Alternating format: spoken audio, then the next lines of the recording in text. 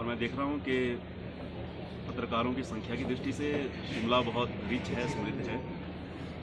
तकरीबन 30-32 विभिन्न चैनल्स के पत्रकारगण यहाँ उपस्थित हैं। प्रिंट मीडिया के सभी सामान्य पत्रकारगण यहाँ उपस्थित हैं।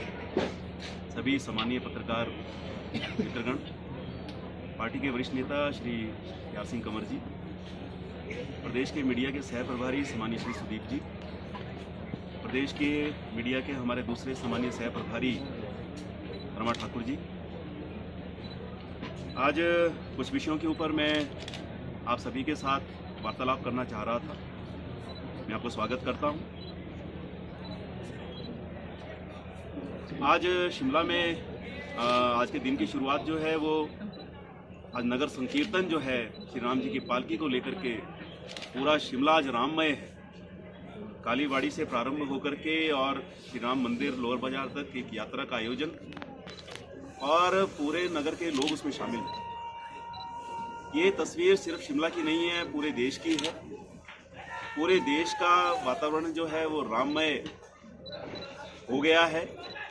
500 वर्षों के संघर्ष की परिणति राम मंदिर निर्माण और 22 तारीख को श्री रामलला जी महाराज, श्री राम जी महाराज श्री राम मंदिर में प्रतिष्ठित होंगे, विराजमान होंगे। प्रधानमंत्री नरेंद्र मोदी जी उस अवसर के ऊपर वहां उपस्थित रहेंगे। उनके शुभ करकमलों के द्वारा ये कार्य संपन्न हो रहा है और सामान्य प्रधानमंत्री जी की संकल्प शक्ति का नतीजा है कि श्री राम मंदिर भी बना और श्री रामलला जी वहां पर विराजमान भी हो रहे हैं। वर्षों की हमारे देश के समाज की लोगों की जो एक अपेक्षा थी वो पूर्ण हो रही है। 21 तारीख तक सभी मंदिरों की, देवालयों की, मठों की, धार्मिक स्थानों की सफाई अभियान जो है वो पार्टी कार्यकर्ताओं ने सब समाज के लोगों को साथ लेकर के, सब जाति वर्ग के लोगों को साथ लेकर के, और ये अभियान जो है वो 21 तक चला हुआ। 22 तारीख को मुख्य कार्यक्रम होगा और 25 जनवरी से लेकर के 26 मार्च तक राम भक्तों को अयोध्या ले जाने की बहुत सुंदर श्रेष्ठ व्यवस्था पार्टी ने की है। अगर मैं अपने पार्लियामेंट की बात करूं और इस पार्लियामेंट में एक और जिला जुड़ जाता है, किन्नौर जिला। हमारे 4 जिले जो हैं, कालका से आस्था ट्रेन के माध्यम से 25 जनवरी से लेकर के 26 मार्च तक भक्तों को ले जाने की व्यवस्था अयोध्या की होगी। 1500 रुपया शुल्क है, आने जाने का, खाने का सब शुल्क इसी में शामिल है। और वहाँ श्री राम जी के दर्शन की बहुत सुंदर व्यवस्था जो है वहाँ जो वॉलंटियर्स लगे हैं उनके द्वारा की गई है। अयोध्या भ्रमण और वहाँ के जो प्रमुख तीर्थ स्थान हैं उनको भी दर्शन की व्यवस्था जो है वो पार्टी ने करवाने की व्यवस्था की है। जिस ट्रेन से राम भक्त जाएंगे उसी ट्रेन से वापस आएंगे। और मैं देख रहा हूँ बहुत जबरदस्त उत्साह पूरे प्रदेश के अंदर, देश के अंदर। हर व्यक्ति जो है इस पुण्य का भागी बनना चाहता है, इस सौभाग्य को अर्जित करना चाहता है, अपने जन्म को सफल करना चाहता है, अयोध्या जी के दर्शन करके, वहाँ की मिट्टी को अपने माथे से लगा करके और श्री राम जी के दर्शन करके सब कृतकृत होना चाहते हैं। तो ये जानकारी मैं आपके सबके समक्ष रखना चाहता था और आपके माध्यम से भी मैं निवेदन करता हूँ प्रदेश के सब लोगों से, इस पार्लियामेंट के सब लोगों से कि ज़्यादा से ज़्यादा संख्या में हम अयोध्या पहुँच करके इस पुण्य के भागी हम लोग बने।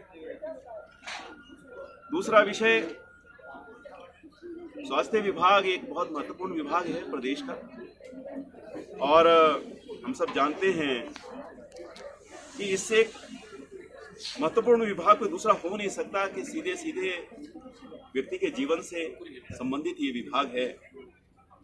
लेकिन मैं वर्तमान सरकार के ऊपर ये आरोप लगाना चाहता हूं कि व्यवस्थाएं इस समय जो है वो ठीक नहीं है। इस सरकार ने ये बात की थी कि इमरजेंसी विभाग को, अगर हम आईजीएमसी की बात करें, जो प्रमुख मेडिकल कॉलेजेस हैं हमारे प्रदेश के, वहाँ की अगर हम बात करें तो कहा था कि इमरजेंसी को हम दुरुस्त करेंगे। 1 बेड के ऊपर 1 डॉक्टर, 4 नर्सिंग स्टाफ की व्यवस्था जो है वो हमारी ओर से होगी।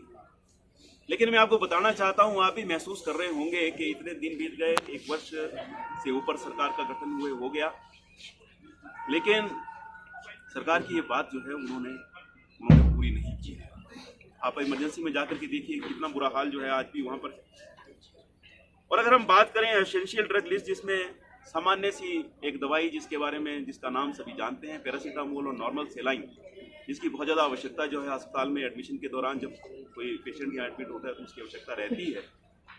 तो ये सामान्य सी 2 दवाइयाँ भी जो हैं वो लोगों को नहीं मिल रही, बाहर से खरीदनी पड़ रही। इससे बड़ा दुर्भाग्य नहीं हो सकता। तीसरा मैं ये कहना चाहता हूँ कि हमारा जो माइक्रोबायोलॉजी डिपार्टमेंट है और जो हमारा पैथोलॉजी डिपार्टमेंट है, वहाँ जो टेस्ट होते हैं और छोटे मोटे जो रिएजेंट्स वहाँ पर टेस्ट के लिए जो है जो होने चाहिए, जिसके माध्यम से टेस्ट संपन्न होते हैं, और जो सामान्य से इक्विपमेंट जो उस डिपार्टमेंट में उन टेस्ट को करने के लिए हमको चाहिए होते हैं, तो ये रिएजेंट्स और ये इक्विपमेंट्स जो हैं वो उपलब्ध नहीं करवाए जा रहे हैं। मैं पूछना चाहता हूँ सरकार से कि सरकार की ऐसी क्या मजबूरी है कि ऐसे सामान्य और छोटी छोटी चीज़ें भी जो हैं आप उपलब्ध नहीं कर पा रहे हैं। तकरीबन 30 से 35% कम रेट के ऊपर इन्वेस्टिगेशंस जो हैं इस लैब के माध्यम से करवाने की व्यवस्था हमारी पूर्व सरकार ने की थी, और 54 करोड़ रुपया जो है उस संस्थान का जो है वो सरकार ने देना है। अभी मुझे लगता है कुछ जुगाड़ किया है, कैसे किया मुझे मालूम नहीं है, लेकिन भविष्य में ये भी संकट जो है वो खड़ा होने वाला है। अगर हम बात करें विशेषज्ञ डॉक्टर्स की, आज मैं ये कहना चाहता हूं कि डॉक्टर्स का मनोबल जो है वर्तमान सरकार के कार्यकाल में गिरा है। न सिर्फ डॉक्टर्स का मनोबल गिरा है, जो हमारा पैरामेडिकल स्टाफ है, हमारे प्रदेश के विभिन्न अस्पतालों में जो कार्यरत है, जो हमारा नर्सिंग स्टाफ है और अन्य और भी अगर हम स्टाफ की बात करें, तो एक कम्युनिकेशन गैप जो है, बहुत बड़ा कम्युनिकेशन गैप सरकार के बीच में और अधिकारियों के बीच में, कर्मचारियों के बीच में जो है वो खड़ा हो रहा है। इसके कारण से doctors, paramedical staff, nursing staff अपने आप को हतोत्साहित महसूस कर रहा है। और मैं ये कहना चाहता हूँ कि ये विशेषज्ञ डॉक्टर जब वो ट्रेनिंग कर रहा होता है, जब वो पीजी कर रहा होता है, तब जो उसको स्टाइपेंड मिलता है वो तकरीबन 50,000 से ऊपर जो है उसको स्टाइपेंड मिलता है। और जब वो अपना कोर्स पूर्ण करने के बाद प्रदेश की सेवा करने के लिए जब वो फील्ड में जाता है, किसी स्वास्थ्य संस्थान में जाता है, तो उसको 32 या 33,000 रुपये जो है सरकार की। और हम सब जानते हैं इस सरकार ने डॉक्टर्स का मनोबल जो है उनका एमबीए बंद करके डॉक्टर्स का मनोबल तोड़ने की उन्होंने बात की है। पैरामेडिकल स्टाफ के, नर्सिंग स्टाफ के लॉन्ग पेंडिंग इशूज है, जिसके ऊपर सरकार जो है कोई कार्यवाही, कोई बातचीत जो है उनके साथ नहीं कर रही है। और इसके कारण से जो मैं बात कह रहा हूँ कि स्वास्थ्य विभाग में कार्यरत जो मैन फोर्स है, जिसमें डॉक्टर से लेकर के विशेषज्ञों से लेकर के एक चतुर्थ श्रेणी कर्मचारी तक का कर्मचारी शामिल है, तो ये संपूर्ण जो कड़ी है, सबका मनोबल जो है वो टूटता हुआ जो है वो नजर आता है। फार्मासिस्ट की भर्ती नहीं हो रही है, क्लरिकल डिपार्टमेंट में जो है वो भर्तियां नहीं हो रही हैं विभागों में। स्वास्थ्य विभाग की अगर मैं बात करूं विशेष तौर से, और एक डाटा एंट्री ऑपरेटर जो है वो तकरीबन 2-2, 3-3 विभागों का कार्य जो है वो देख रहा है। और सरकार जो है वो सोई हुई है। 10 गारंटियों के ऊपर एक भी इंच जो है ये सरकार नहीं बढ़ी। झूठ बोल करके ये सरकार जो है वो सत्ता में आई है, और समय समय पर सिर्फ एक ही पक्ष के लोगों को पोषित करने का, आगे बढ़ाने का काम जो है सम्मानीय मुख्यमंत्री जी ने किया है। प्रधानमंत्री नरेंद्र मोदी जी सब समाज को सबका साथ, सबका विश्वास, सबका विकास, इस प्रकार पूरे समाज को इन्वॉल्व करके, हर व्यक्ति को इन्वॉल्व करके आगे बढ़ने का जो है वो संकल्प लेकर के सम्मानीय प्रधानमंत्री जी इस देश को आगे ले जा रहे हैं। उसके बिल्कुल विपरीत, उसकी बिल्कुल उल्टी पिक्चर जो है हिमाचल प्रदेश में दिखाई देती है। मंत्रियों का और मुख्यमंत्री जी का आपसी तालमेल और संवाद जो है वो नहीं है। JOITs की अभी एक अपनी मांगों को लेकर के जो वार्ता मुख्यमंत्री जी के साथ हुई, उसमें 3 मंत्रियों के नाम जो है सम्मानीय मुख्यमंत्री ने लिए कि ये 3 मंत्री जो है किसी न किसी प्रकार से आपकी मांगे न मानी जाएं, उसके लिए अड़ंगा लगा रहे हैं। बाद में वो मुकर गए अपने बयान से। तो ये दिखाता है, ये सिम्टम है कि सब कुछ अच्छा नहीं है। और फिक्र हमेशा मेरे साथ रहता है।